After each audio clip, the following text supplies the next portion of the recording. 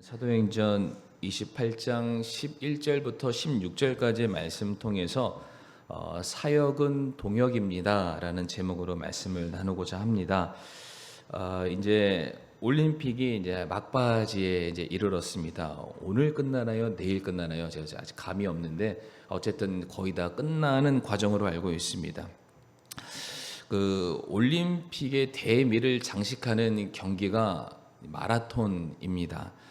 저희들이 흔히 인생을 마라톤에 비유해서 설명을 많이 하는데, 왜냐하면 혼자서 외롭게 싸워야 하는 그 마라톤의 경기가 마치 우리 인생과도 같다 해서 이제 우리가 그렇게 마라톤과 인생을 비유해서 설명할 때가 많이 있는데, 저도 이번에 이제 말씀을 준비하면서 좀 살펴봤더니 이게 사실 마라톤이 혼자서 뛰는 경기가 아니라고 합니다. 그러니까 물론 다른 나라 선수들과 같이 뛰기 때문에 연합해서 뛴다 이런 개념도 있지만, 이제 한 나라의 선수가 뛰게 됐을 때 자기 혼자 뛰는 것이 아니라, 혹시 성도님들 이런 이름 들어보셨습니까? 그러니까 페이스메이커라고 있다고 합니다. 그러니까 어떤 나라의 선수가 이제 메달리스트가 경기를 뛰게 되면은 그 메달리스트의 여러 가지 컨디션, 체력, 시간 안배 여러 가지 많은 것들을 보완해 주기 위해서 자국의 또 다른 선수가 같이 경기를 뛰는데, 이 선수의 경우에는 42.195km를 뛰는 게 목적이 아니라고 합니다. 한 30km에서 35km까지 자기 뒤에 그 메달리스트를 딱 두고 먼저 뜁니다. 자기가 앞에 있는 경쟁자들을 다 헤쳐나가면서 여러 가지 어려운 환경들을 다 이제 개선해 줍니다. 그리고 한 35km까지 딱 가면은 자기는 이제 서서히 이제 뒤로 물러가고, 이제 메달리스트가 그때부터 남아있는 모든 힘을 끌어모아서 앞으로 이제 주파하면서 달려가게 되는, 그러니까 그 경기에도 도와주는 사람이 있다라고 하는데, 우리가 잘 아는 92년도 바르셀로나 올림픽에서 금메달을 땄던 마라토너 황영조 선수의 경우에도 원래는 페이스메이커 출신이었다고 합니다. 그러다가 너무 잘해서 결국에는 나라 대표 선수로 가게 되고 금메달까지 따게 되는데, 참 우리들의 인생을 돌아보게 되면은 참 나 혼자 잘해서 여기까지 오지는 않은 것 같습니다. 부모님을 비롯해서 우리 주변에 많은 사람들이 또 우리를 도와주었기 때문에 우리가 이 자리까지 왔다라는 것을 우리는 그 누구도 결코 부인할 수가 없을 것입니다. 오늘 설교의 제목이 사역은 동역입니다 라는 제목인데, 다른 말로 표현하면 혼자서 못한다 라는 뜻이죠. 오늘 본문 말씀이 동역에 대해서 굉장히 중요한 메시지를 우리들에게 주고 있습니다. 오늘 성경 말씀을 한번 보시게 되면 이제 14절 말씀에 드디어 사도 바울이 이제 로마로 들어가게 됩니다. 그곳에 들어가서 로마 교회 성도들을 만났다라고 되어 있는데, 15절 말씀에 바울을 만나러 온 로마 교회의 성도들이 15절에 아피 광장과 새 여관에서부터 바울을 만나기 위해서 왔다라고 말하고 있습니다.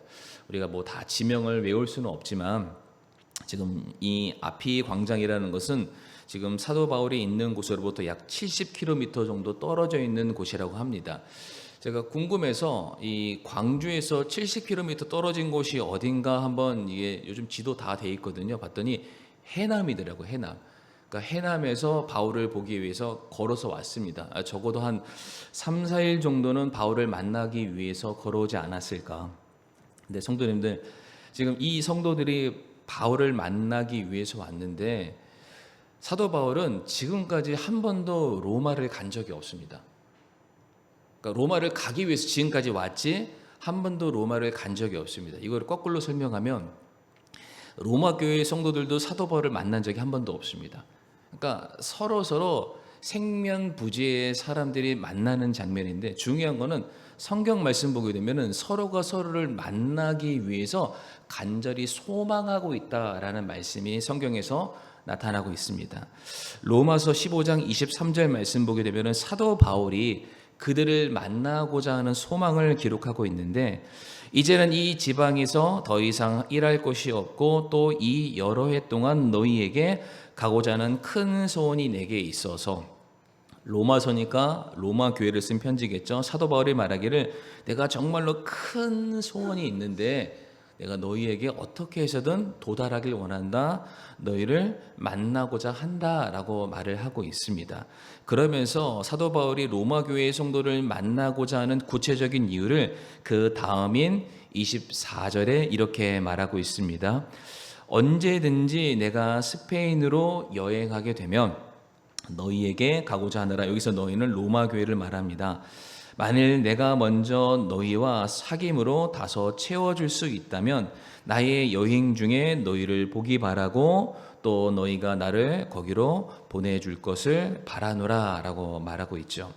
지금 이 24절 말씀을 놓고 보건대 사도 바울이 로마 교회를 방문하고자 했던 이유가 나와 있습니다. 바울이 로마 교회를 방문해서 성도들을 만납니다. 근데 단순히 만남으로 끝나는 것이 아니라 사도 바울이 그간 하나님과 함께 하셨던 여러 많은 복음에 관련된 사역들, 선교 사역에 관련된 간증과 보고를 나누고 난 이후에 땅 끝인 스페인을 향하기 위해서 그곳에서도 복음이 전해지고 그곳에도 여전히 교회가 세워지는 그 사역을 위해서 필요를 얻기 위해서 내가 너희에게 찾아가기를 원한다라고 말하고 있습니다. 물론 이것이 바울 개인의 야망과 꿈을 성취하기 위함이 아닙니다. 주의 일을 도모하는 것이고요. 하나님의 나라의 확장이라는 대의 명분을 가지고 있으니까 바울이 내가 너희를 만나길 원하고 너희에게 도움을 받기를 원한다. 얼마든지 요청할 수가 있죠. 그러나 앞에서도 말씀을 드렸던 것처럼 지금 바울과 로마 교회는 직접적인 관계가 없습니다. 일면식이 없죠. 그런데 어떻게 사도 바울이 로마 교회의 성도들에게 이렇게 당당하게 도움을 요청할 수 있었던 것인가? 로마 교회가 예루살렘 교회라든지 안디옥 교회 정도의 그런 규모가 절대로 아닙니다. 그러나 바울이 말하죠. 나 선교사에 갈 건데 너희들이 나 도와줄 것을 믿는다. 그러니까 내가 너희에게 갈 것이다. 어떻게 사도 바울의 이와 같은 확신을 가지고 그들에게 편지를 쓰고 직접 그들을 만날 수 있었던 것일까? 사도 바울이 서신서를 쓰게 되면은 서신서 말미에 항상 수고한 많은 사람들의 이름을 거론하고 그들을 문안하라, 그들을 격려해 주어라, 그들에게 감사를 표현하는 장면이 있습니다. 로마서 16장 로마서가 끝나는 그 장면을 보게 되면은 로마 교회의 사역자로 생각되는 사람들의 이름이 거론이 됩니다. 그 중에서 우리에게 굉장히 익숙한 사람의 이름이 등장하는데 로마서 16장 3절부터 5절까지의 말씀 보게 되면 그리스도 예수님 안에서 나의 협력자들인 동역자라는 뜻이죠. 브리스길라와 아굴라에게 인사하라. 그들은 내 생명을 위하여 자기 목까지도 내놓았나니 나뿐 아니라 이방인들의 모든 교회들도 그들에게 감사하느니라. 또한 그들의 집에 있는 교회에도 인사하라. 브리스길라와 아굴라 집에 있는 교회에게 문안하라. 그들은 나를 위해서 자기의 목숨까지 내놓은 자요. 이방에 있는 다른 교회를 위해서도 열심을 다해서 섬겼던 자들이다.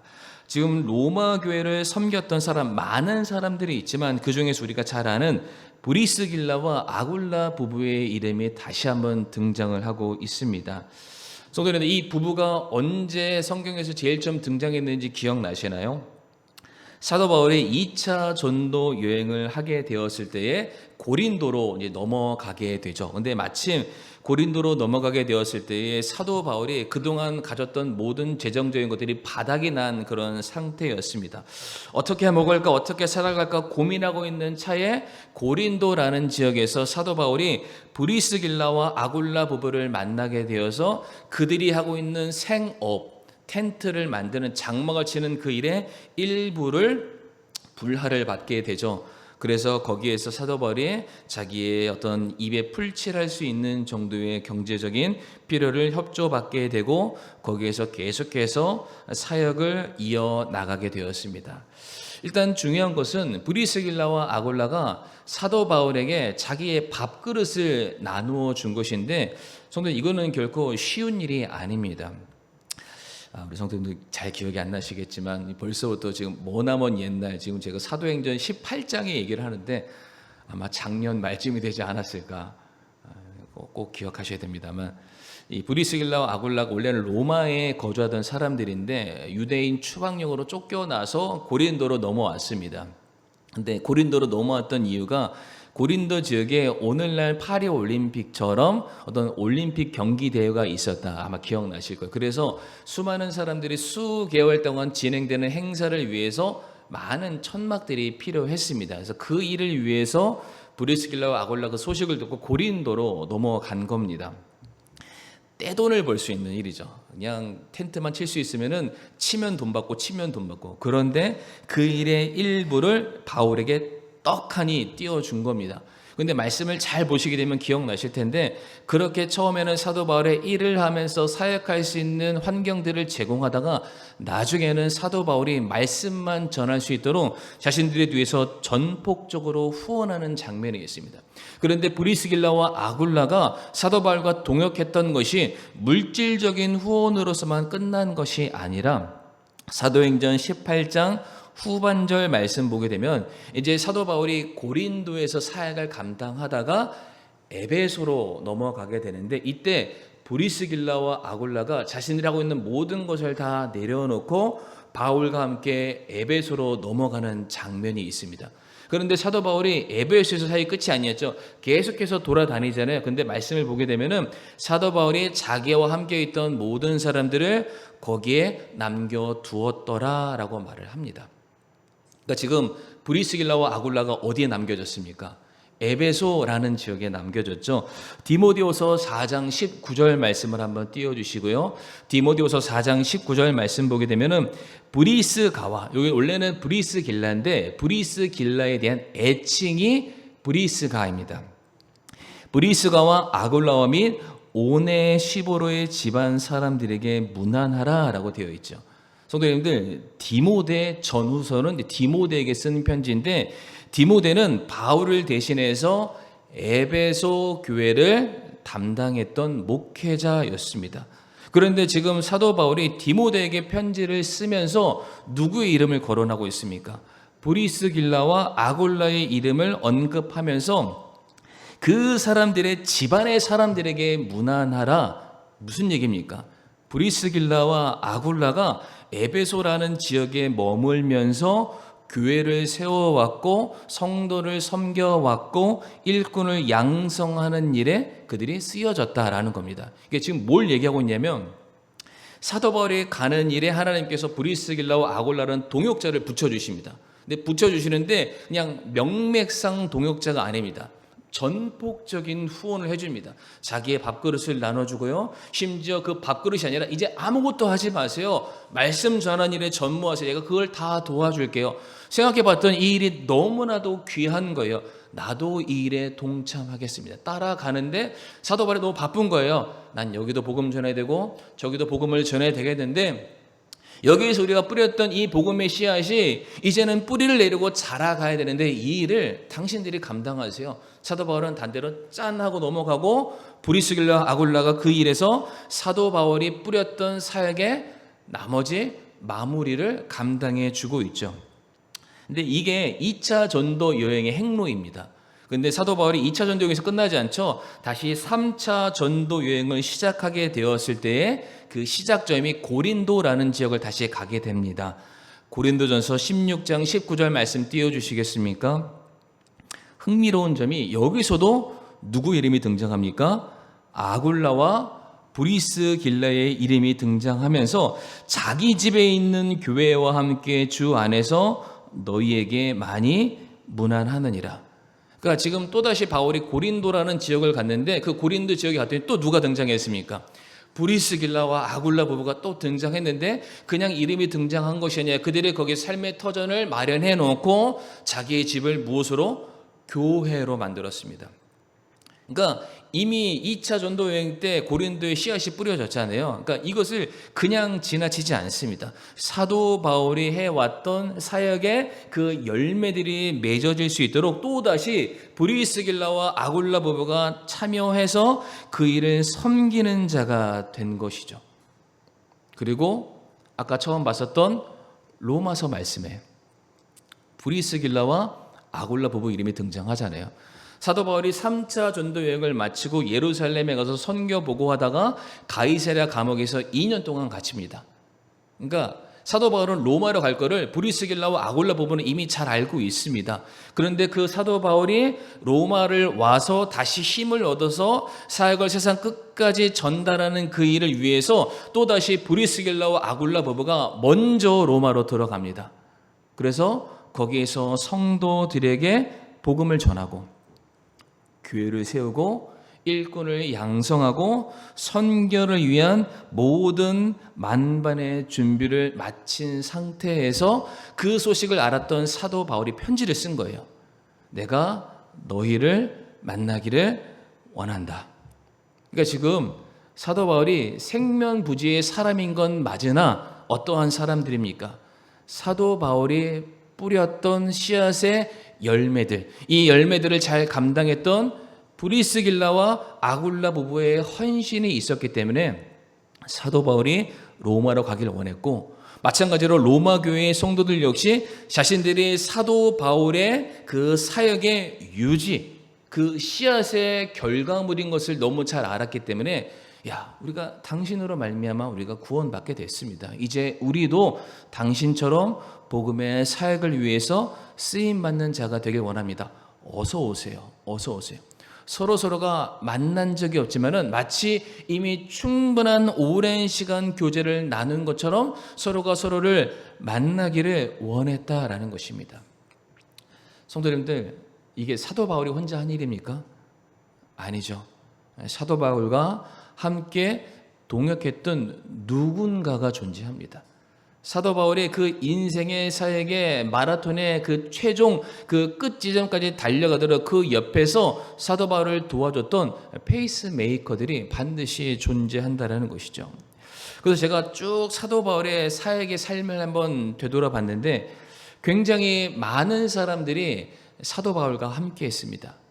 사도 바울이 선교 여행을 시작하는 바로 그 시작점에 누가 있었나요?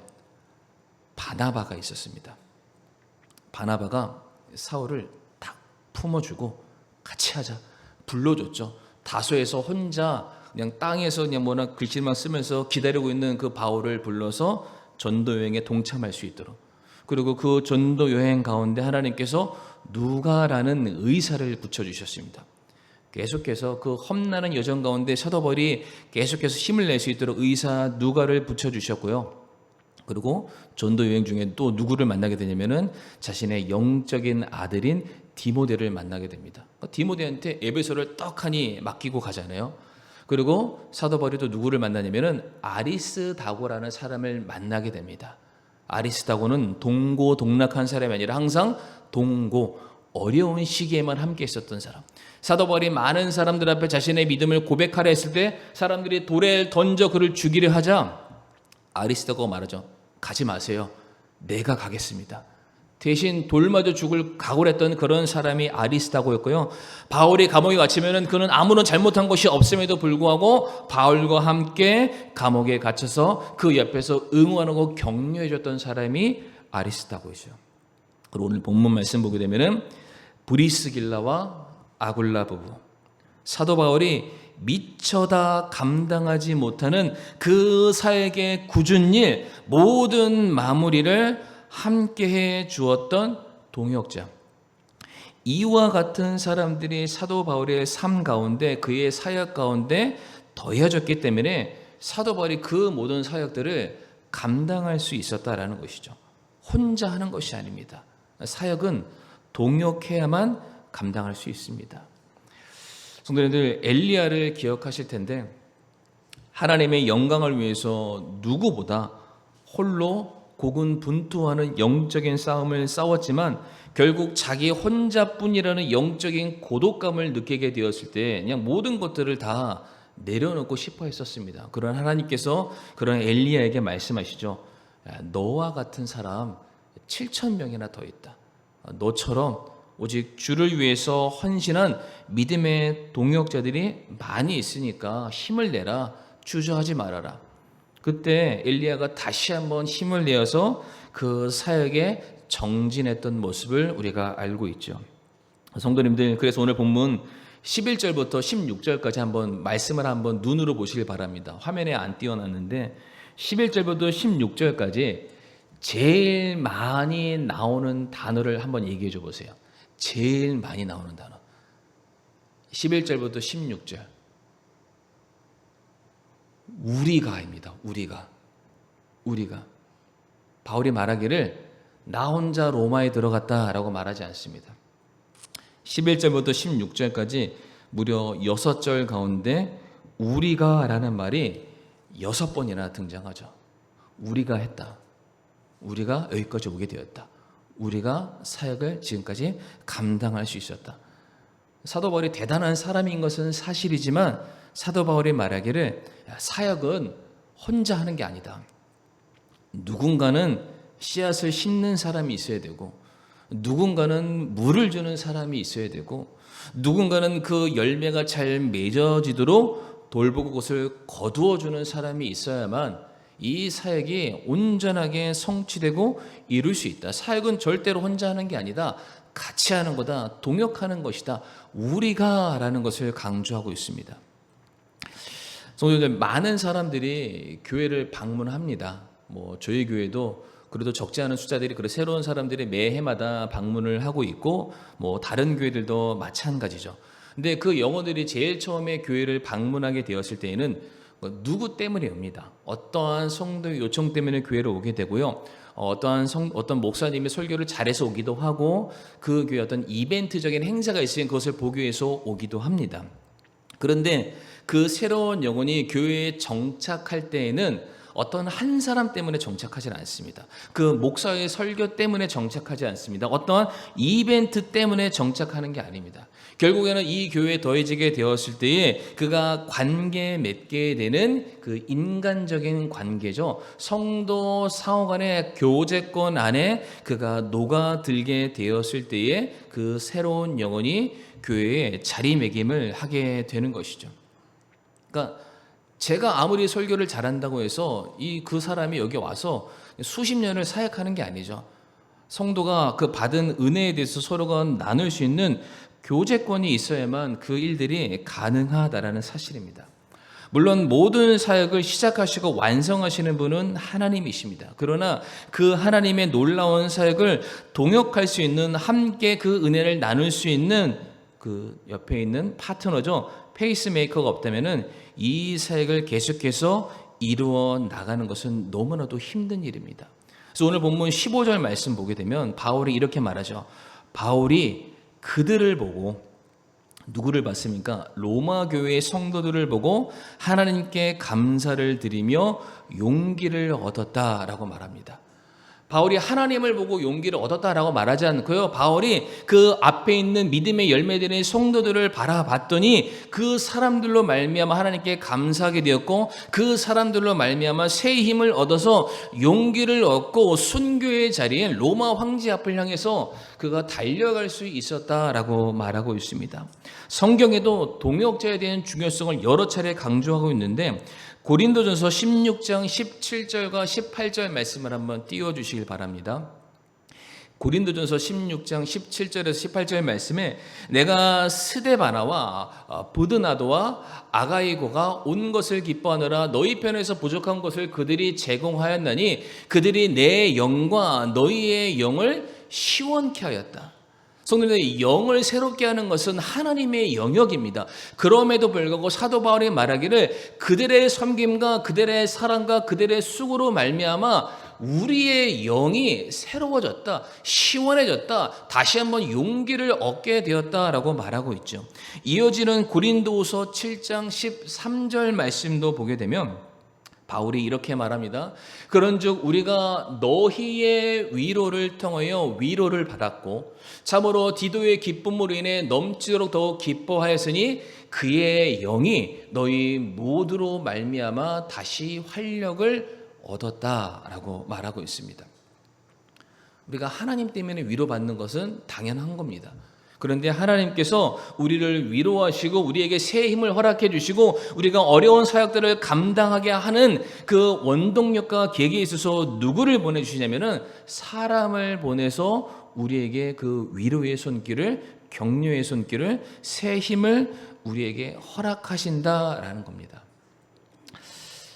벌써 저희가 대만 선교처를 방문한 지 1년이라는 시간이 벌써 지났습니다. 요즘 그 핸드폰에 그 갤러리 있잖아요. 우리가 사진 찍었던 거.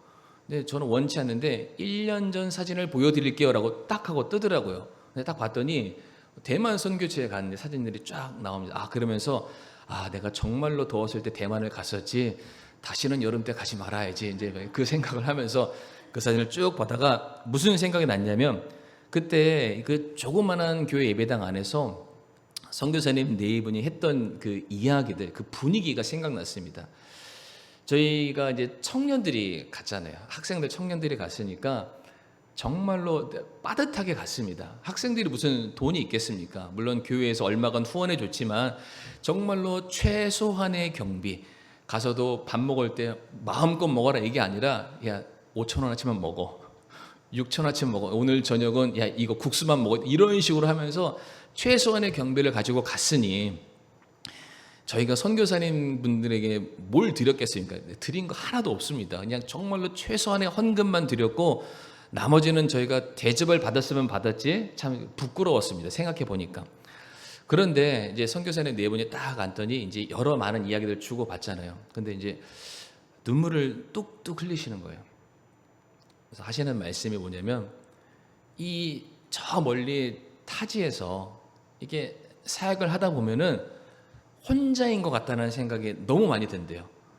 물론 전국 친교회에서 후원을 하고 우리 반석교회에서 정말로 날마다 기도하는 거 알고 있습니다. 그럼에도 불구하고 어쩔 수 없죠. 사람이니까 안 보이면은 관심 없는 것처럼 느껴지려고. 그러니까 두 분이서 그 대만 선교지에서 힘들고 어려운 모든 사역들을 그냥 자기 둘만의 어깨 위에 있는 것 같다는 생각을 갖다 보니까 하소연할 때도 없고 힘든 시간들. 그런데 저희가 간 거예요. 그랬더니 뭔가 우리 교회에서, 우리 반석교회에서 여전히 우리를 기억하고 사랑하는구나. 그러니까 방문 자체만으로도 너무 큰 위로가 돼서 여전히 우리들이 사랑받고 있다라는 것을 느끼게 되니까 그게 감사되고 눈물을 이렇게 뚝뚝 흘리시더라고요. 그러면서 우리들의 그 사역의 귀중함, 우리 반석교회 성도님들이 너무 사역을 잘 감당해 주고 계신다. 기도해 주시고 격려해 주시고 물질로 계속 후원해 주시고 계시기 때문에 우리가 정말로 지치지 않고 이렇게 사역을 감당하고 있습니다 라고 고백했던 그 장면이 지금도 머릿속에 막 떠오르는데 선교처만 그럴까요? 저희 교회 사역도 마찬가지입니다. 그러니까 저 혼자 이 사역을 감당할 수 없습니다. 우리 원로 목사님도 계시긴 하지만 이 수십 년간의 사역 가운데 우리 원로 목사님, 우리 사모님의 노고는 누구도 부인할 수가 없습니다. 그러나 우리 교회의 지난 역사 사진을 딱 보잖아요. 그럼 두 분만 계신 건 아니에요. 어떤 성도님이 계셨고요. 어떤 집사님이 계셨고 지금은 이 예배당이 싹 바뀌어서 그 흔적들을 찾을 수는 없지만 우리 이게 막 공사하실 때 원로 목사님 얘기하시는 거예요. 이거는 누가 줬고 이거는 누가 헌신했고 그러니까 하나하나 정말로 이게 손댈 수 없을 정도로 모든 흔적들이 어떤 성도님들의 기도와 헌신과 사랑이 있었기 때문에 우리가 지난 그 수십 년간의 사역을 감당해 올 수 있었던 것입니다. 이 사역이 혼자 하는 게 절대로 아니라는 것이죠. 사도 바울이 하나님에 대한 믿음과 확신이 없었을까요? 있었죠. 그럼에도 불구하고 바울이 말합니다. 나와 함께하는 사람들로 말미암아 내가 하나님께 감사드리고 내가 용기를 얻게 되었다. 말씀을 마무리할 텐데 성도님 이게 동역하는 거는 그냥 단순히 그냥 일손을 덜어주는 정도의 차원이 아닙니다. 동역한다는 것은 정말로 이 사람을 살리는 일이고요. 그 사역을 정말로 이게 될 수 있도록 옆에서 힘을 보태주는 정말로 굉장히 중요한 원동력이다라고 말씀드리고 싶습니다. 우리가 전도서 4장 11절과 12절 말씀 우리가 한 목소리를 한번 읽어보기를 원하는데요. 전도서 4장 11절과 12절 말씀 시작. 또 두 사람이 함께 누우면 그들이 따뜻하게 되거니와 사람이 어찌 홀로 따뜻할 수 있으리요. 누가 그를 쳐서 이기면 두 사람이 그와 맞서리니 세 겹줄은 빨리 끊어지지 아니하느니라. 아멘. 동력의 파워를 우리에게 말씀해 주고 계시죠. 성도님들, 하나님께서는 어떠한 일을 빨리 이루고 싶어 하지 않습니다. 만약에 하나님이 그 일을 빨리 하려고 한다면 우리를 부르실 이유가 없어요. 하나님의 능력으로 말씀 한마디에 모든 일들이 다 해결될 수 있습니다. 그럼에도 불구하고 하나님께서 저와 성도님들을 주님의 사역의 현장에 동역자로 부르시는 것은 우리의 도움이 필요해서가 아니라 하나님께서 그냥 그 일을 우리와 함께, 성도님과 함께 하고 싶으신 거예요. 그래서 하나님께서 어떻게 일하시는지를 보여주고 싶은 것이죠. 그 일을 통해서 맺게 될 열매의 기쁨에 우리를 참여시키고 싶으신 거예요. 그래서 우리를 부르십니다. 그냥 부르시고 봐라. 마치 이스라엘 백성들이 홍해를 건넜을 때 너희는 가만히 있어서 하나님이 행하시는 놀라운 구원을 바라보라는 것처럼 우리를 부르시는 것은 다 이유와 목적이 있습니다. 하나님도 우리를 기쁨의 참여의 자리를 부르시는 것처럼 우리 사랑하는 성도님들, 우리가 하나님을 정말로 사랑한다면, 우리가 그 사랑하는 마음으로 주님과 함께하기를 원하신다면 하나님께서 지금 성도님들을 부르시는 이 사역과 헌신의 자리, 그 사역의 현장에 우리 모든 성도님들이 기쁨으로 참여해 주시기를 부탁드리겠습니다. 나이 같은 거, 형편 같은 거, 여러 가지 만한 합당한 이유가 있는 줄은 알지만 그 모든 것을 다 뛰어넘어서 우리가 주님의 기쁨에 참여하겠습니다. 주님께서 나를 필요로 하신다면은 제가 그 일에 참여하기를 원합니다. 그래서 마치 황영조 선수가 원래는 페이스메이커였지만은 결국에는 그 나중에 피니시 라인을 통과하면서 그 머리에 그 월계관을 쓰면서 기쁨의 세레모니를 했던 것처럼 우리 성도님들 저기 뒤에서 박수 치는 사람들이 아니라 정말 사역의 현장에 주님께서 주시는 면류관을 받으시는 놀라운 동역자들 한 분 한 분 되시기를 간절히 부탁드리겠습니다.